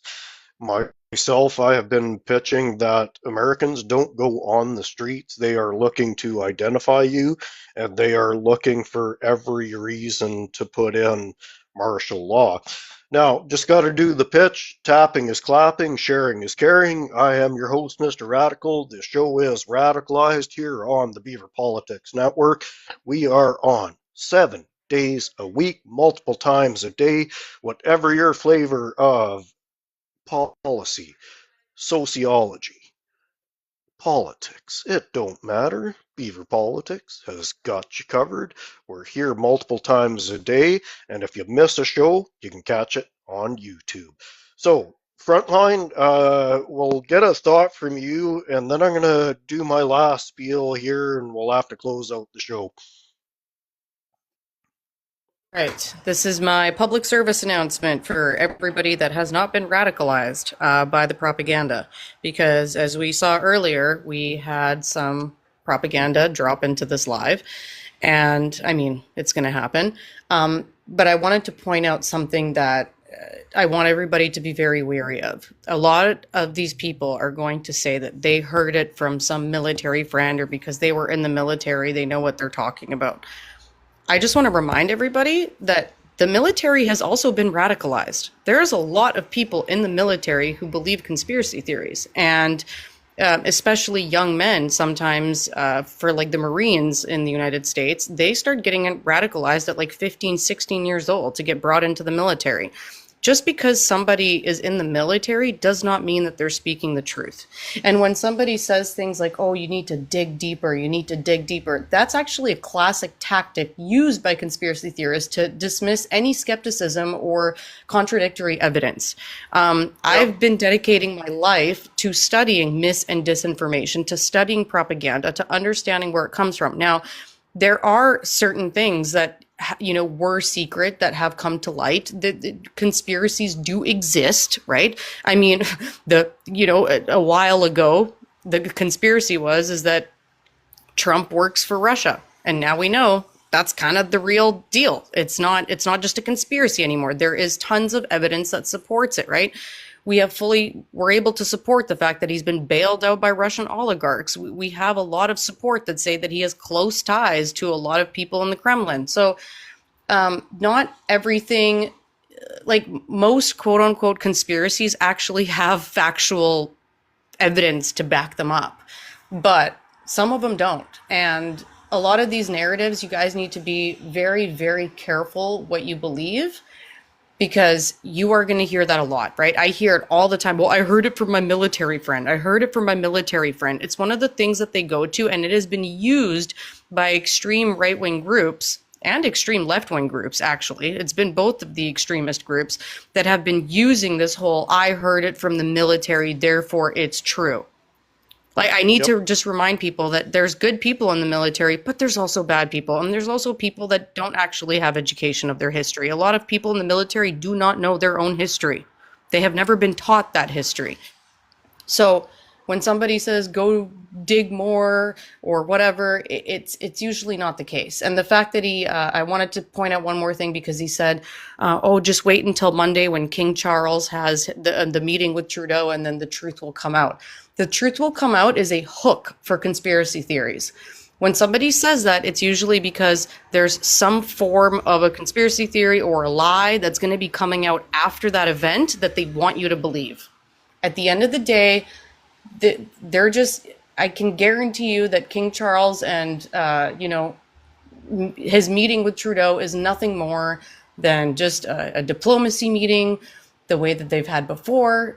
It's just probably talking about, new trade, what's going on in Ukraine. Like, there's no crazy truth or whatever that's going to be coming out after Monday. So I just want people to be aware of that, because if you see this on social media, specifically coming from unverified sources, just be mindful. Be really, really mindful. Right on. Thanks, Frontline. Alrighty. We're going to have to wrap the show up here, but I wanted to, kind of the last subject of the day here. We got to talk about Justin Trudeau.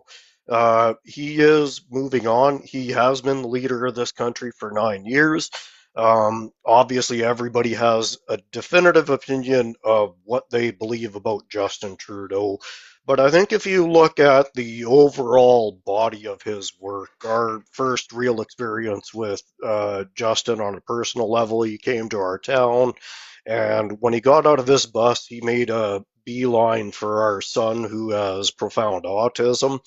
And he connected with our son on a personal level. We were ignored at that point until our son kind of came back to us. The image of him carrying a wheelchair up the steps in Parliament. This is a man, I believe, that only the most right wing of pundits can say didn't love this country, isn't a proud Canadian, and didn't do his best, I think, over the last 9 years. Considering some of the obstacles that were in his path, considering some of the obstruction that has come to light over the last couple of years, and how much foreign interference has to play in our governments, and understand something, not everything that the liberals do or Justin has done that I completely approve of. But I think on the whole, considering where Canada is, considering how Canada can be, and considering the vision that Trudeau had for moving into the future, I think you'd have to say at the very worst that he did the best job that maybe could have been done considering everything that is going on in the world today. I don't love how it ended for him. Is it time for him to move on? Yes, I firmly believe that it is time for Justin to move on, but I also want to give credit where credit is due. As far as prime ministers go, he was pretty darn good. Uh, King, I'll throw it up to you. JSM, we'll have everybody kind of throw in here for a last word. 100% right. And I recently I educated myself that I found out that in 2000, it was 2016 that price of oil started going down or went down.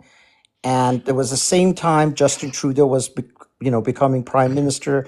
So rednecks in Alberta and oil companies immediately blamed him for jobs being laid off or people being laid off.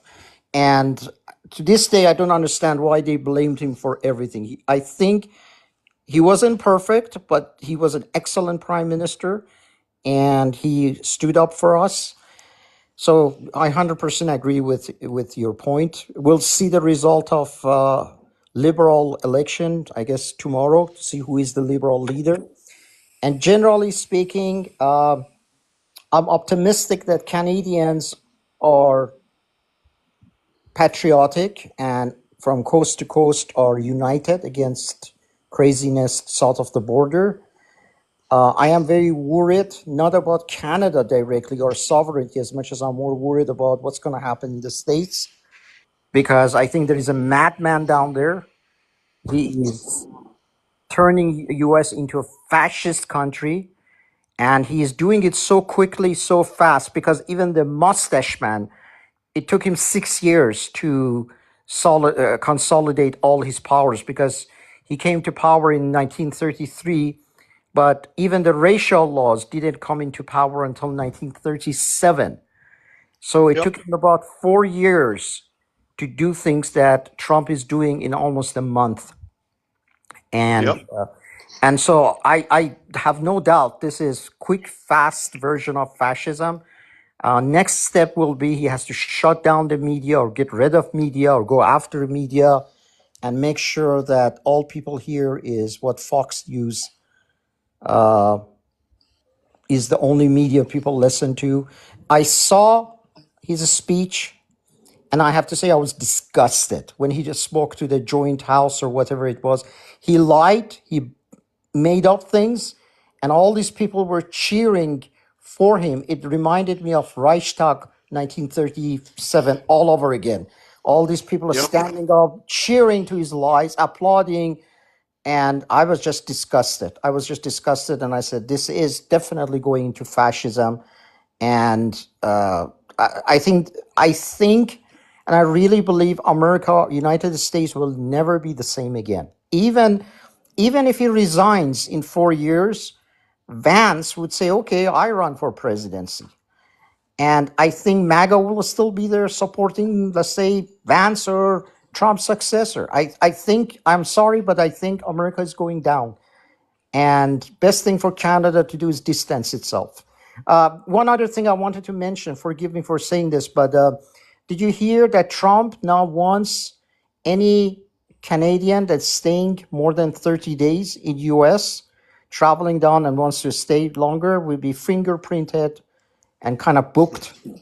And I think Yep. that's the beginning. I was expecting that. I was expecting that. I think you're going to see more and more of that. In fact, I have a feeling that eventually Trump is going to wake up one morning and say, Canadians show up in US without a visa. They just show up at the border. No, no, no. We're going to cancel that. And just like other countries, Canada has to apply. Canadians have to apply for a visa at the US consulate or embassy, and then fingerprinted and booked, and God knows what else. I think we're going to see more and more of that. So that's why I said we need to distance ourselves from US and start looking at other countries because they're going to go into fascism. And I don't have any hope for US. I really think this is something that was started in 1980 by Ronald Reagan. And the road was a long road. I said that in 1980 to a classmate who was American. And they said, what do you think about Ronald Reagan? And I said, this is the beginning of fascism. That was 1980. I said that. And here is coming to the fruits 45 years later. Yep. Uh, yeah. I I don't know what. Yeah, I mean, you're not wrong because I've been warning about this for quite some time now, and yeah, it is what it is. Thanks so much, Kingston. JSM, I said I'd get to you next, but I'm gonna pull a little bit of favorites here. Um, oh, and she's gone now. Okay, JSM, you're up next. What do you have to say? Hmm. Very interesting what Kingston said. I don't know much about Canadian politics, and so I can't comment on what you said about Canadians. I am learning because I've been going to Canadian lives, and there are Americans like myself who love Canada, and we think of you as just like Americans as far as I'm concerned. Um, and I believe what I don't think it's going to get to that point. What he's saying, because we do have midterms, and midterms means opportunity, right, for the Democrats Yep, to get into yep, power. So now the Republicans, a lot of the majority of Republicans are going to run in the midterms, right? We just won the one of the seats. I don't know how the other ones turned out, which makes it very close for them to pass any laws without our help, right? Even right now, they have the budget to pass, and they're complaining that the Democrats aren't helping, and Democrats are saying, "Well, you guys are in power, you can pass it. So, why do you need our help? You guys didn't help us when we were in power, so do it yourself." So they are struggling, trying to pass budgets because their coalition is not as united as the Democrats are. We have some people too, the more centrist, more lefty, more righty, and all that stuff too. But they tend to work a little bit better, I think, together. But I don't think it's not all doom and gloom. I think we have to look at it with a positive attitude and say, hey, we do have opportunities. And if we capture the House and maybe come close to the Senate, maybe we can impeach him if he breaks the laws. They're gonna hold, basically they can't do anything right now. So for 2 years until the mid elections come, we can't do anything. We just have to. I think what we should do is just let them self-destruct. Like sometimes when the Democrats fight too hard, they're seen as you know I don't know what the word is, but they seem to always get the wrong feedback, or they're not showing the right message. I believe we should just stand back, let them self implode, and see what happens. I don't know how you guys think about that.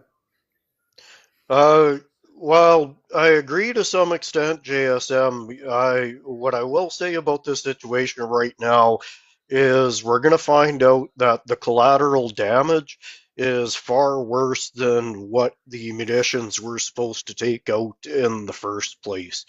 And that's the unfortunate thing about where we are with Trump is whether you voted for him or not right now is utterly irrelevant because he is going to interfere in some aspect of your life, and odds are multiple aspects of your life. So JSM, thank you for coming in.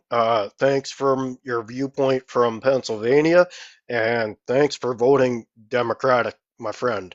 Now, I want to just address something. I know some people that said that Canadians and Americans aren't the same, and while yes, I agree, I will say that American Democrats and some of the centrists and lefties here in Canada, we all view the world in the same way.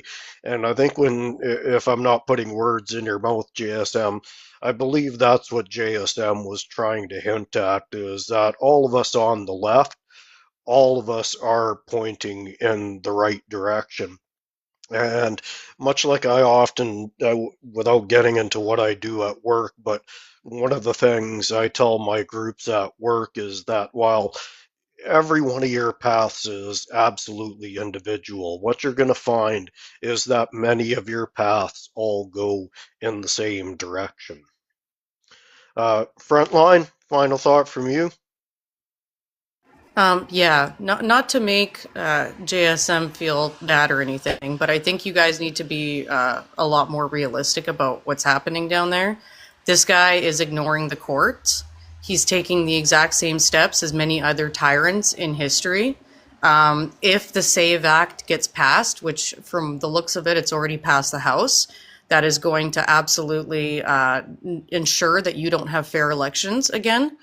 So I think it's really important that you don't just wait around for 2 years, is that you do whatever you can to create a real resistance, because literally the rest of the world is counting on you, because this is going to destabilize the entire planet.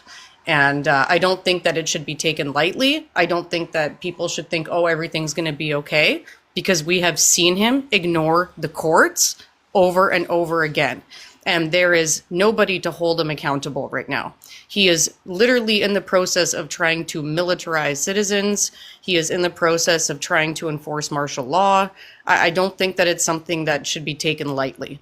And I hope that you guys have fair elections. I hope that we'll see a change for the midterms. But from studying tyrants and studying world history, all the steps that he's taking are telling me that it's not going to happen. And that Yep. unfortunately, those fair elections are not going to be there. So that's something to think about. Again, I don't want to fearmonger. I know that it's a really difficult situation right now being an American citizen that voted Democrat. I know that, and I'm so sorry, but I want you guys to be as awake as humanly possible, know your history, and understand that you can't just wait around for 2 years. You got to fight now. And then to bring it back to Canada, what I wanted to say about Justin Trudeau is that, a lot of conservatives like to say, oh, there's been so many scandals. There's been so many scandals. So I just want to leave you with some clarity. Yes, there was some scandals in the Trudeau Liberal government. There was the NSC Lavalin scandal. There was the WE charity scandal.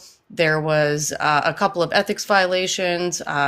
People were not happy with the pandemic spending. I guess we could call that a scandal. I guess we can call immigration a scandal, even though that was mostly conservative premiers that asked the federal government to increase immigration and then went around and blamed it on the federal government. That's about it, okay? And so some of those, like, there's scandals that happen in every government. Some of those were not really that bad.